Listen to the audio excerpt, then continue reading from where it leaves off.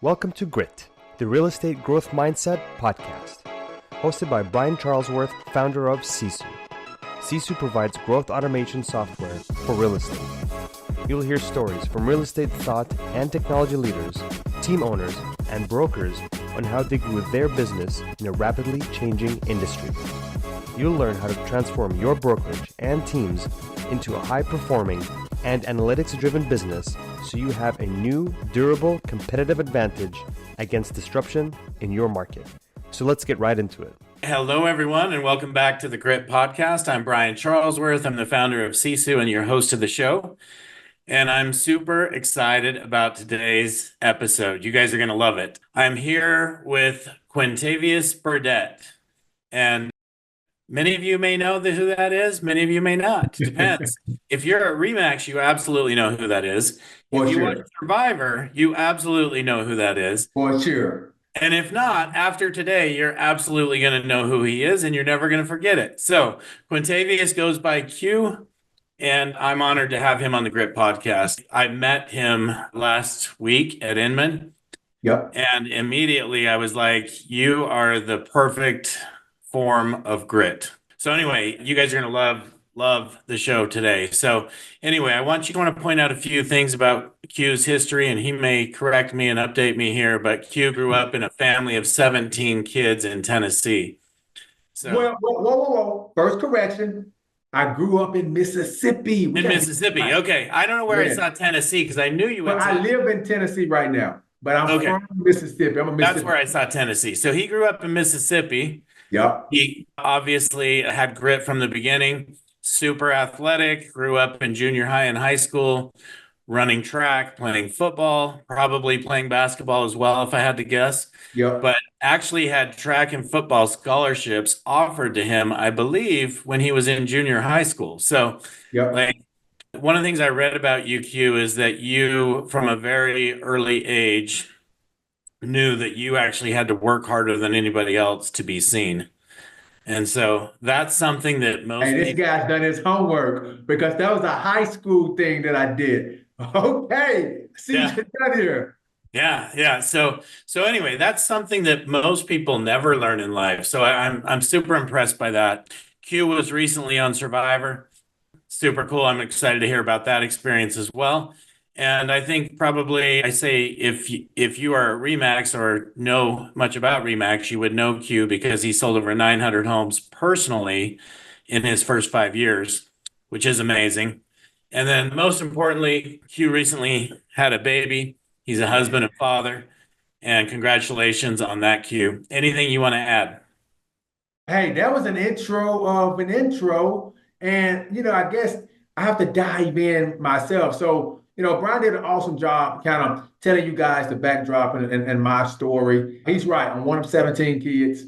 It's 13 boys, 4 girls. And literally, I tell folks all the time, if you ever see my dad on the road, get out the way because he can't pull out of a driveway. Let's just say that. That'll sink in and you'll get it in a minute. But being one of 17 kids, if you wanted to be seen at the house, you had to stand out. Let alone you want to be seen by some of the biggest colleges in the land to have an opportunity to get a scholarship to go and play. Because when you're one of 17 kids and your families never make more than 40 grand in a year, you ain't going to college based off finances. Let me just tell you that. So you better get a scholarship. And being in a small town in Senatobia, Mississippi, they weren't coming there unless they really, really had a reason. So, I was the kid when I was 8, 9, 10 years old, when kids used to ask for Xboxes and toys and all that. I used to ask for a parachute, not the one you fly in the sky, the one that you strap around your waist, you run against the wind so you could get faster. I used to ask for weight benches. I used to ask for opportunities to go to camps so I can showcase my talent and be seen. And here we go, 9th grade, colleges started to come in town. Why? Because I was the guy, the loud kid with the little twist in his hair that wore colorful socks. And I would tell everybody at the camp that they couldn't guard me or they couldn't do something. And they started to take the attention of college coaches. And they started to come in town. And I started to have opportunities to showcase my talents at bigger camps. And they started to come to my games. And boom, here you go. Offers started to come in. That translated for me after college. when I got a real estate license, when I got my master's from accounting at Ole Miss and I had to move to Atlanta, and I figured out, you know what? It ain't for me. I need to come back home and do something else. So I just Googled, what profession can I make when I'm working? Real estate popped up. I put a 2-week notice in after being at my job for about 3 months, moved back from busy Atlanta to small town Mississippi and started my practice in real estate. Now, I can talk for hours, but I want to let you come in and say what you got to say. Because you smile, so I know you got to say something. Hey, so I just want you guys to know, so Q goes through college playing football and track, right? Yep. Both. Graduates, gets his accounting degree, not only bachelor's, but master's, Yep. right? Yep. Works for 4 months at a Big Four accounting firm, and then decides this isn't for me. I don't want to be behind a desk. And even though I've spent the last 5 years of my life or 6 years of my life, however long that was, getting a bachelor's and master's degree, I'm going to go back home. I'm going to do what I love to do, and I'm going to sell real estate, and I'm going to prove once again that I can stand out. Is that what was going through your mind? Well, not that last part, because I did not know I loved real estate. And to be quite honest, I didn't know anything about real estate 5 years ago. So why did you choose real estate? Because this is 5 years ago. Yes, 5 years ago, they sat me down in a billing report and they were just telling us how much we were billing all the clients that they was working with. Disney, Coke, all these huge companies, $500, $600, $800 an hour. And I'm thinking to myself, like, good gracious, they've made my salary the first week I was here. So I just went back to my desk after that meeting and I just Googled, what profession can I make when I'm worth? Math has always been my stuff. I know how to add. 1 + 1 is 2. $500 an hour times 40 hours a week. Good. Come on, give me some of that. So when I Googled what profession I can make when I'm worth, real estate popped up. There was a video of a guy who said how to make $100,000 in your first year in real estate. And I looked at that video and I said, either I can stay here and not be happy, or I can go home, because I can do everything that this guy is saying in this video. And let alone, if he's saying how to make $100,000 doing this, I know I can make 500 my first year. That was my thinking. And it clicked to me. I leave today, I can make 500,000. If I wait another week, now I've lost my opportunity to make 500,000. So I put in a 2-week notice the very next day, got home. Now, again, still don't know anything about real estate, still don't know anything about getting a license, selling a house, helping somebody buy a house. Hell, I didn't even know if we owned our house or rented it growing up. I did not know that. So first time I'm out on my own, I moved back, called my parents, let them know I'm coming home. They let me know I'm not coming home. I don't have a bed there anymore. Someone else has it. So now I got to get a place of my own. I had $6,000 left to my name. You talk about back up against the wall. My apartment was $908. I have a 1-bedroom. At the time when I first moved back, a 1-bedroom, 1-bath apartment, 908. My car note was $483. You do the math right there. I only have about 4 months before I have to make this thing work, or I'm having to get a loan from somebody. Yep. So I got my license, and I started before I got my license, I was telling everybody, I'm gonna make $500,000 my first year. And they would just laugh at me. This dude's an idiot. Yeah. He don't understand what it takes. Agents in my office, who were the number 1, 2, 3 agents in this office, was telling me, oh, that's impossible. You need a team of 3 or 4. You need this many leads coming through. You need this many past clients. They was writing it all down as to how this is impossible for a brand new agent to come in and make $500,000 the first year in a small market. I'm not talking about New York. I'm not talking about California, Arizona, Colorado. I'm talking about Mississippi, where the average price point at the time was $220,000. You have to bring it to be able to make that kind of money here. So what happened was... So hold on. Let's stop there for a minute, Hugh, because I've got some questions here. So, all right, let's go. And not only questions, but I want to point some things out. You talked about all these people telling you how you were not going to be able to do this, right? Yeah. Isn't that the way the world is that we surround ourselves with? Like, you are not going to be able to make 500 grand. So when I came into real estate, a little bit different situation. I didn't have my back up against the wall like you did. I had built some companies and sold some companies, but I did have my back up against the wall because I committed to my wife I was going to help her build her team, and I was going to prove I could help her build her listing team, right? So I had to go sell listings, and I knew it didn't make sense for me to sell real estate unless I could make 500 grand either, right? So Yep. most people coming into real estate, they have this goal of, hey, I want to make 100 grand. You said it, right? Everyone says this is how you can make 100 grand.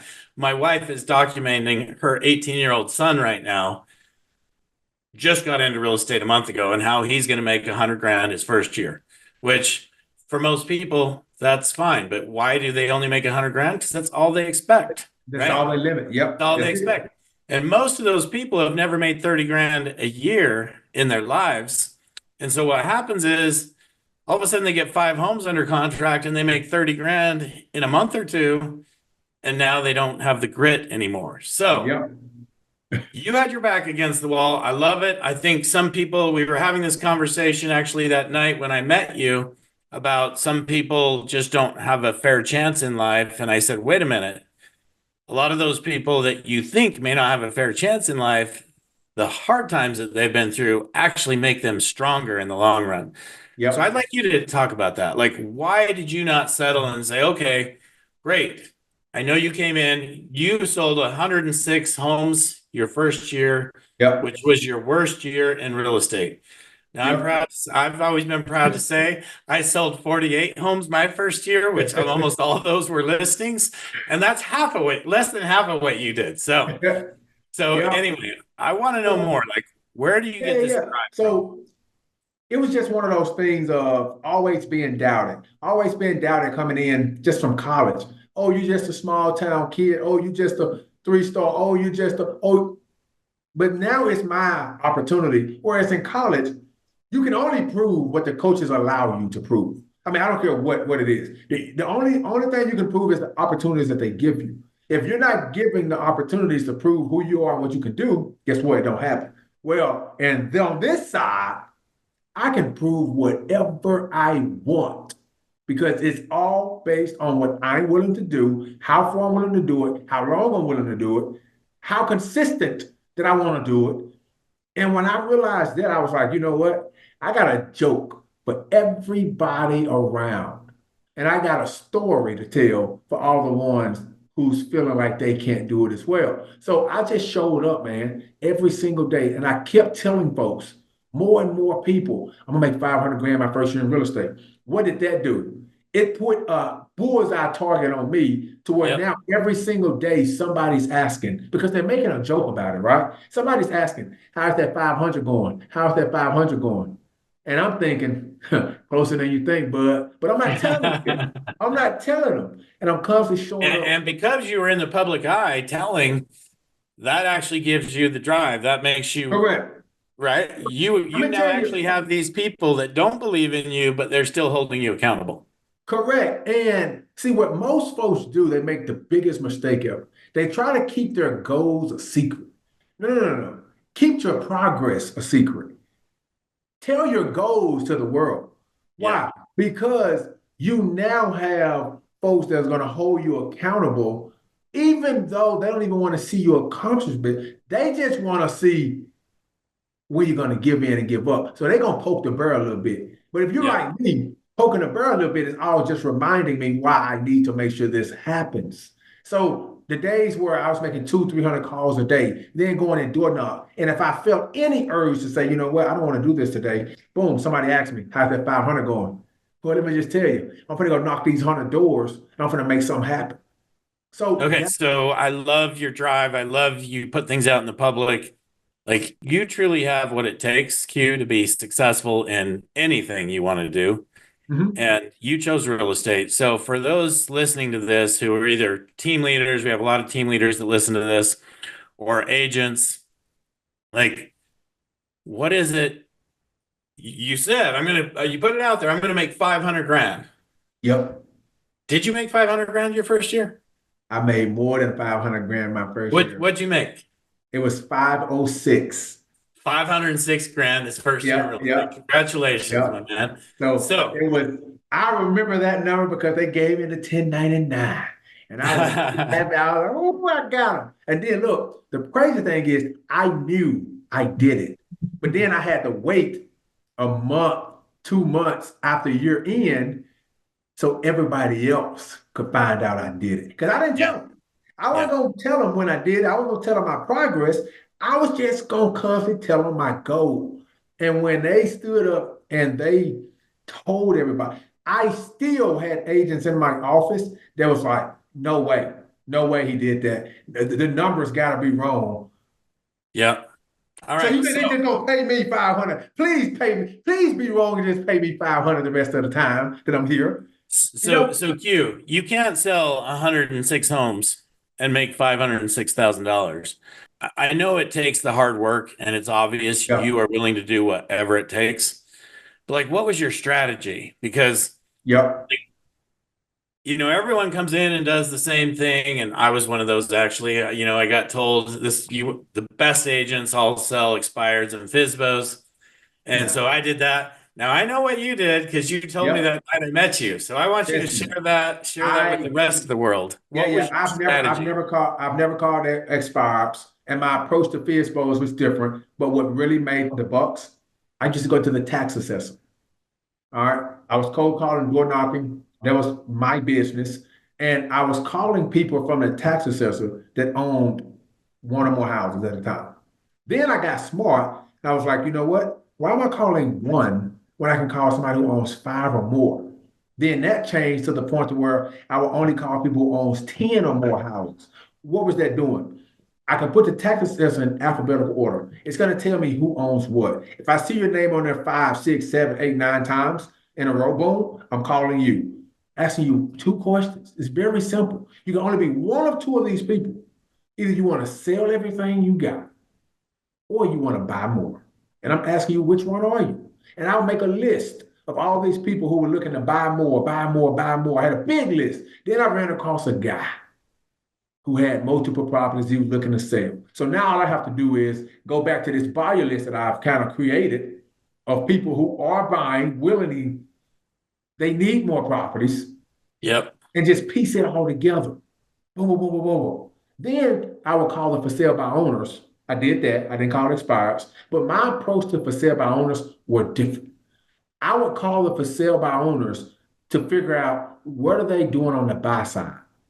And I would throw every other agent under the bus without even saying a name of an agent. I would just tell them, hey, for sale by owner, your house at 123 Main Street. I'm not calling you to get your listing like all these other agents. They're trying to steal your property from you. I think you can sell it. I believe in you. And when you do sell it, who's helping you find your next house? Let me just tell you, that right there landed me more listings than anything else outside of the cold calling and the door knocking. Whereas I would call these for sale by owners, and the second that they couldn't sell their house on their own, I'm already helping them trying to find something. They would just let me list it. I would Yeah. get it They sold, already and then believed in you. You were already working for them. boom, I'm already right there. So now I'm getting two transactions out of one. Then another thing that separated me was you get all these agents they want to sell the $1 million houses. We have some of those here. We do. That's not the majority of the market. We want everybody who want to sell $600,000, $700,000 houses. Me, I said, well, I think I can sell two 300s before they can sell one 600. I can sell two 250s before they can sell one 500. But what they're doing is they get one transaction out of that. It's going to take longer. I'm getting two every single time I do it, and I'm going to sell them faster. So I focus on that market. That's why people ask you, well, how do you sell 300 houses?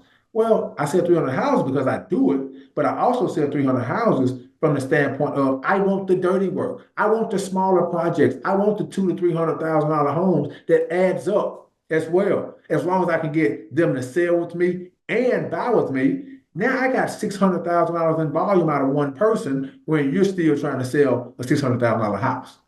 Okay, It was so moving in volume. you guys can all see that from a very young age, Q needed to learn how to stand out. Yep. That's carried forward clear into his real estate career, and he knows how to stand out. And I didn't share this, but he just talked about it. He's actually sold over 300 houses a year, which is incredible. His worst year was 106. That was his first year. So, Yep. Q, like, how do you have any time selling 300 homes? Like, Well, who do, Brian, who do you have helping you? Like, do you have an yep, assistant? Do you have a showing assistant? What do you have that helps you yep. do? If you've been enjoying Grit, please help us continue to grow the channel by leaving a 5-star review and sharing it with a friend. Now back to Grit. My first 2 years, I had nobody. Then I had somebody who wasn't good enough. And then I found my assistant that I have now, who's been with me, I think the last 3.5 years, maybe. And that's all I have, me and my assistant. Just Because, one assistant. And what yep, does your yep, assistant do? it's real simple. Everything that I don't want to do. Literally, that's kind of the job description. My job and goal is to go out and create opportunities. And as far as checking emails, documents, getting it out to other agents, she'll prep all the files for me for listings. I'll take the file, go to the house, go through it, get it signed, bring it back to her. She'll put it all, scan it in, do all this extra stuff that involves time. But how I'm able to do it is, and I'm giving you guys a hint, I'm working on my book, but I have the perfect 168. And what is that? We all have 168 hours in a week. We just use it different. And if you could figure out a way to break down your 168 so you have time for everything that matters in life. And let me just tell you this, the things that matter in life is not selling 300 houses or 100 houses or selling any house. It's all the things you do outside of it. So now your perfect 168 needs to fit all of those outside things to a T. And then the time you have left over is all you use for your real estate business. Why? It's going to keep you energetic. It's going to keep you on your toes. It's going to keep you fun. And it's going to keep you in whatever relationship that you have outside of your business. Because most folks get so consumed in being successful with their business and they lose track of their 168 that they lose everything to gain selling a couple more houses. So what did I do? I broke my 168 down from the top to the bottom. So my sleep, and I always ask folks, how many hours do you want to sleep? How many Okay. hours? How many hours do you sleep? So in my schedule right now, I have 7 hours for sleep. 7. Okay. 7 hours for sleep. And then I actually gym time. How much time do you want to spend in the gym taking care of your body? How many times do you want to go to the sauna, the steam room, something to get your heart pumping, walking around your neighborhood 30 minutes, an hour? And then how much family time do you need? You have kids. How much time do you need one-on-one with your kids to take them to school, to drop them off, to help them with their homework? Date night with your spouse, with your friends. How much time do you need for that? And once you have all that, the stuff that matters on the front end, then you put a big 40 on the page because we all have 40 hours worth of bullshit. And we just need to go ahead and account for it. So when you want to hang out with your friends, you want to play the game, you want to go on vacation, you want to do all this, you have 40 hours every single week for it built into your schedule. You have to start using it and using it wisely. And after that, whatever those hours kind of calculate to, now whatever's remaining is all you have left to give towards real estate. And you have productive activity, non-productive activity. Most agents think the productive activity stuff is writing an offer and showing a house and going to a closing. That crap is non-productive. Why? Because it leaves you to focus on one person at one time. Can't do it. The productive things is everything you do before you get the business. The meetings with potential clients, the going out in public, just generally talking to folks, meeting them, greeting them, the prospecting. All that stuff is productive. The Yep. second you get them, the second you start to show them a house, the second you put that house on the market, it becomes non-productive because your focus now shifts right to that. So you either have to find somebody that can do all of your non-productive stuff, or you have to be very, very strict with it and understand what goes into that category. I only work 2 to 3 hours a day. And Last time I checked, 2 to 3 hours a day for me last year equated to over 800 grand in income. Oh, by the way, I did Survivor. Oh, by the way, I didn't come to the office. Oh, by the way, can I continue to go on and on about this? So it's not, I traded where I had years where I was making 2 to 3 million bucks. Yes, all within these first 5 years. I've had multiple years of doing that, but I was working a lot. So I traded. So how I set up my thing was my first year I did 500 grand. All right. Then I always have to have a prove it year. I have to show that it's not a fluke. I can do this again. My second year, I made 650. It was in that 500 grand category. I went to Vegas. I heard an agent talk about how an agent in California made 2 million and it's hard for agents in our markets and our areas to do it. So then I set a new goal. I started to tell everybody, I'm gonna make $2 million in Mississippi. Oh man. And when I did it, the world lit up. And then I had to have an approve it year, right? Had to show myself that it wasn't a fluke to do it. So I did it again. 2 years in a row, over 2 million. Then my fifth year, which was last year, it was my year to see what would my business do if I did nothing. If I didn't make any calls, if I didn't do any events, we'll talk about the events in a sec. If I didn't go door knocking, if I just allow whatever comes to me, come. And I'm gonna go off and I'm gonna have fun. So I traveled 34 times last year. I also did Survivor last year, but I also sold over 100 houses last year. And then that's when I realized my business is bigger than me now. I have created something that can operate and run based off of just me having the history of doing it. So now I can probably start a team.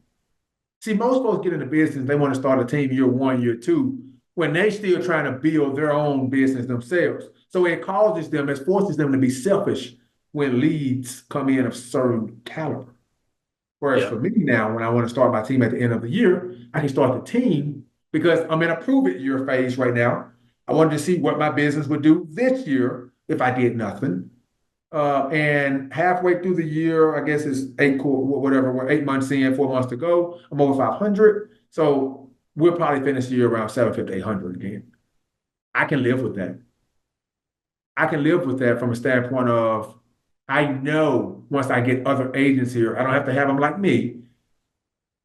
If they'll do a tenth of the things that I was willing to do, and I have enough of them doing it, we will be successful. But even if it don't, let me just tell you what I did to secure myself and my family, because we grew up with nothing. I vowed to make sure we never go back to that. Every dollar I made from year one up until literally just this month, I spend on real estate.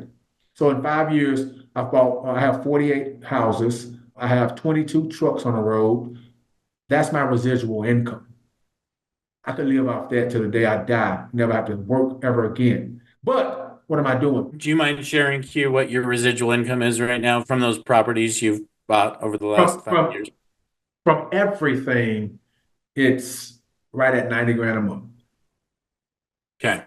Yeah. So again, Q has 90 grand a month coming in, no matter what he does. And on top of that is still making, call it 800,000 by doing nothing but the brand he's built.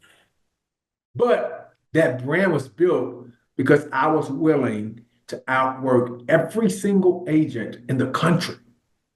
Yep. But just 2 years, just do it for 2 years. That set me up. Those 2 years set me up to be able to come back that third year in the business and sell 300 properties. Like most agents don't get it. Most agents don't sell 300 properties in their career. By the time I was 3 years in the business, I was selling 300 properties in a market where only 4,000 transactions happen in a year. What are you doing in your fucking market where 30, 40,000 houses being traded? Yeah. That's what I ask. That's impressive. So now you're down to where you're working 3 hours a day. You have your investment properties. Tell us, how did this Survivor experience? Like you just casually, I have a daughter who has tried to get Survivor for the last, she started at 19. She's now 28. So for the last 9 years, she's been wanting to get on Survivor. She got to where they took her in and had her stay in a hotel with a bunch of contestants. I don't know if they still do that or not, but she was only 19 at the time and they said she was too young. She was also at the time wanted to be in politics and that went against her. Right. But tell us, how did you get on Survivor and tell us about Yeah. that experience? I mean, my story on getting on Survivor is so simple that when I tell people, they're like, "You're lying." No, I was sitting on the couch. I just finished an episode. I always have two phones with me, so I'm on one phone talking to my wife, and the episode finishes, and Jeff comes up and is like, "You want to be on Survivor? Apply." You know how he goes. And I said, "You know what? Screw it. If I'm gonna get on, I'm gonna get on based on this video. I'm on one phone. I pull my video out. I'm talking, telling them why I deserve to be on Survivor. I'm talking to them, talking to my wife. Hang on, wait, boom. And then I just submitted it. And then they called.